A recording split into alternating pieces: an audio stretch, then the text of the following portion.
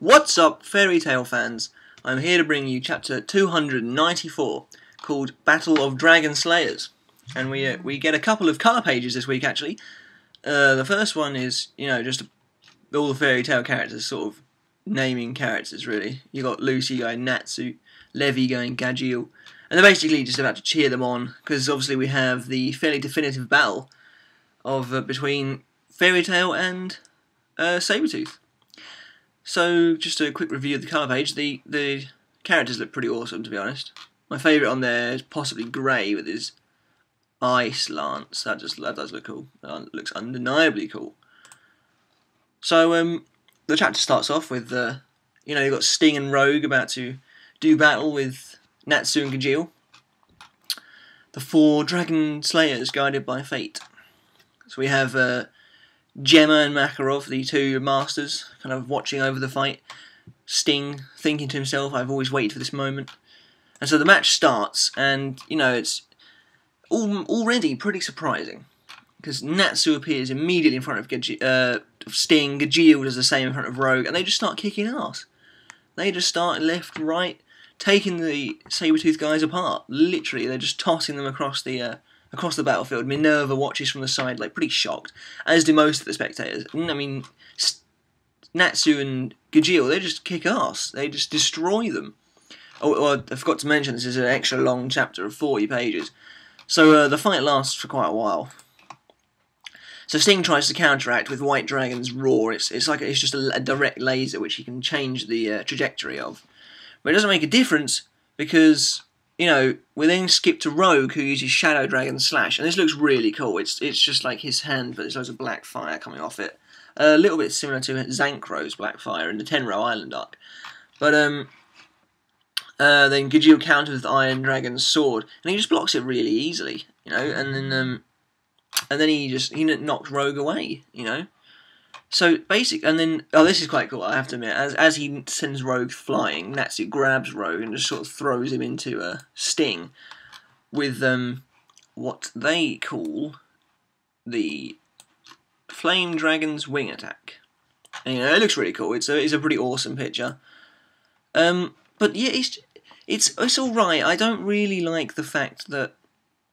I'll get onto it later. I'll get into it afterwards. So yeah, they knock apart Sting and Rogue, and Natsu just wonders, there's no way you guys beat your dragons with this level of power, and Sting reminds him that they killed them. They just ripped them apart, and they then use their abilities White Drive and Shadow Drive, which sort of covers them in their own power. So Rogue looks really cool, though. For example, he's like covered in black flame, and Sting just becomes like all white. And Gemma rather confidently says it's over. And then Sting says, it's time to receive the judgment of Holy White. And he smacks Natsu in the face. Rogue then hits Gajiel. This is when they sort of turn it around a bit. Rogue looks really kind of creepy now as well. He's just got big white eye and in this face of shadow. And he's like, shadows cannot be captured. And he beats the crap out of Gajiel for a little bit. So basically, Sting then says he's always looked to surpass Natsu and he's always looked up to him. And he puts a little stigmata symbol on Natsu's chest and on his stomach, and he says it's the White Dragon's claw. And basically Natsu loses his control over his body. I presume a little bit like in Bleach when Zamari takes over Byakuya's body with the marking. And then Rogue and Sting are about to finish it off, basically. But then they just stop them. I don't know how, I don't know where they got this apparent strength from. I mean, it's sort of explained, but Gajiel just reaches out behind him and grabs Rogue's hand. And then Natsu just grabs, he gets out of the way and then punches Sting in the face. And he's not supposed to be able to move because of the stigmata, but then you just find out that he burnt away. That's it. That's how he got past the ability. He just burnt away, which I think is perhaps a little lazy. And then Gajiel and Natsu just deliver pretty much the finishing blow. But then Sting says he's going to use his final sort of art, the Holy Nova, and it's a massive punch. Natsu just catches it. I do think it's a little ridiculous. So, well, I'll get onto this again. Like I said, I'll get onto it later. So yeah, Natsu catches Sting's punch. Rogue tries to finish off Gajeel, but just gets a punch to the face. You know, and the Makarov says that 3 months of training and second origin made the two of them this strong. So, so we kind of get this deafening roar from the crowd, and you think that Natsu and Gajeel have won, you think it's over. But, Gajeel and Rogue get up, and they said that, Sting says that he knew the wall can never be surpassed so easily. And he seems to have made some promise to Lecter, but we don't know really what it is yet. And you see that he starts getting scales on his face, and that he can't lose for Lecter's sake, and Rogue seems to get the same. And it's the apparently the final form of Dragon Slayer magic, Dragon Force, as and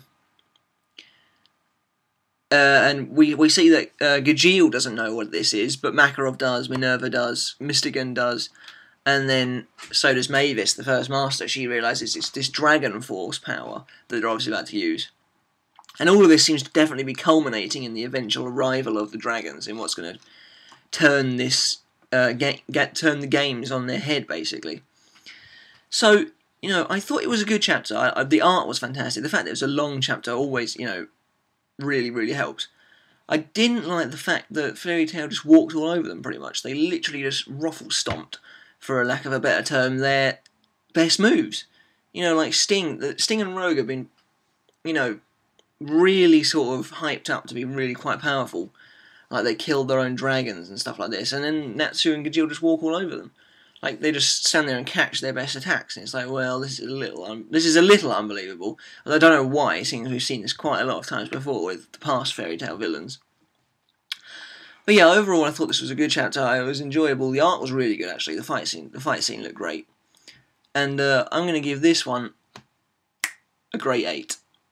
So yeah, I'll catch you next time. Hopefully, we'll get a Bleach chapter relatively soon. There's not one this Wednesday. There should be one after that though. But I'm probably going to post some more Bleach discussion videos. Check out my other discussion videos, and yeah, I'll see you then.